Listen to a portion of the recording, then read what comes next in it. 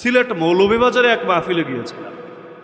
এক হিন্দু ভদ্রলোক, তিনিও মাহফিলে উপস্থিত ছিলেন। মাহফিল শেষে একটা চিরকুট পাঠালেন আমার কাছে, হয়তো অনলাইনে সেটার ভিডিও এখনো আছে, কেউ কেউ দেখেছেন।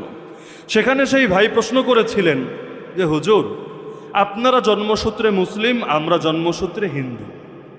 আপনারা মরলে আপনারা চলে যাবেন জান্নাতে, আর আপনারা বলেন আমরা মরলে আমরা চলে যাব জাহান্নামে। তো সৃষ্টিকর্তা আমাদের উপর কেন এই অন্যায় এবং অবিচার করলেন যে জন্মগতভাবেই আপনাদেরকে জান্নাতি বানালেন, জন্মগতভাবেই আমাদেরকে জাহান্নামী বানালেন? মানুষে মানুষে এই ভেদাভেদ কেন করলেন? তা আমি সেখানে লম্বা করে জবাব দিয়েছিলাম। তিনিও বেশ স্যাটিসফাইড হয়েছিলেন জবাব শুনে। মূল কথা এটাই আমি বলেছিলাম, আল্লাহ জন্মগতভাবে কাউকে হিন্দু বানান নাই, খ্রিস্টান বানান নাই, বৌদ্ধ বানান নাই, নাস্তিক বানান নাই। আল্লাহ জন্মগতভাবে সবাইকে মুমিন মুসলিম বানিয়েছেন, যার কারণে প্রাপ্তবয়স্ক হওয়ার আগে মরলে আল্লাহ কাউরে জাহান্নামে ফেলবেন না। তবে বুঝ হওয়ার পর আল্লাহ তাআলা ইচ্ছা শক্তির স্বাধীনতা দিয়েছেন। কারণ স্বাধীনতা যদি না দেন, দুনিয়ায় পাঠানোর অর্থ কি থাকবে?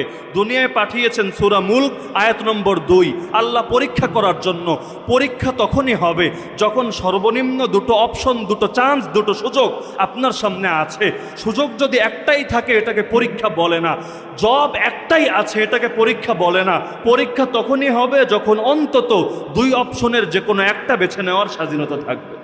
তা আল্লাহ তাআলা হক বাতিল চিনিয়েছেন, নবী দিয়েছেন, রাসূল দিয়েছেন। রাসূল চলে গেলেও রাসূলের ওয়ারিস রেখেছেন। হর জামানায় হকের পথের আহ্বায়ক আল্লাহ রেখে দিয়েছেন। আর প্রত্যেকের ভেতর আল্লাহ আকল দিয়েছেন, বিবেক দিয়েছেন, বুদ্ধি দিয়েছেন, যেখানে এসে অন্যান্য প্রাণীদের সঙ্গে আমাদের পার্থক্য আর আমাদের শ্রেষ্ঠত্ব। এরপরও যে জেনে বুঝে জন্মগত যোগ্যতাকে উপেক্ষা করে বাতিল ধর্মকে গ্রহণ করে নিবে, আল্লাহ তাআলা তাকে জাহান্নামে নিক্ষেপ করবেন তার স্বাধীন ইচ্ছা শক্তির অপব্যবহারের কারণে। জন্মগত কারণে না, স্বাধীন ইচ্ছা শক্তির অপব্যবহারের কারণে। ইরানের একটা এলাকা, এখনো ইরানের অন্তর্ভুক্তি ইস্পাহান, যে ইস্পাহান থেকে, বাংলাদেশে তো চাও মনে হয় পাওয়া যায় ইস্পাহানে, মির্জাপুর, এই ইস্পাহান এলাকা থেকেই সর্বপ্রথম দাজ্জালের প্রকাশ ঘটবে। দাজ্জাল তো এখনো আছে, জানেন তো আপনারা।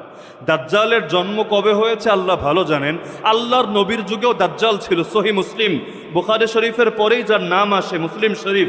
মুসলিম শরীফের মধ্যে সাহাবী তামিম দারি রাদিয়াল্লাহু আনহু থেকে হাদিস বর্ণিত আছে, তিনি দেখেছেন নিজ চোখে দাজ্জালকে। সমুদ্রে গিয়েছিলেন, হঠাৎ ঝড়ের কবলে পড়ে দিক হারিয়ে তারা একটা দ্বীপে গিয়ে উঠেছিলেন। সেই দ্বীপে সচক্ষে তিনি দাজ্জালকে দেখে এসেছেন। এসে যখন আল্লাহর নবীকে হাদিস শুনিয়েছেন, নবী পর্যন্ত এটা সত্যায়ন করেছেন যে সে দাজ্জাল। তা নবীর যুগেই যদি দাজ্জাল জিন্দা থাকে, এখন তো আর মুর্দা হওয়ার কারণ নাই।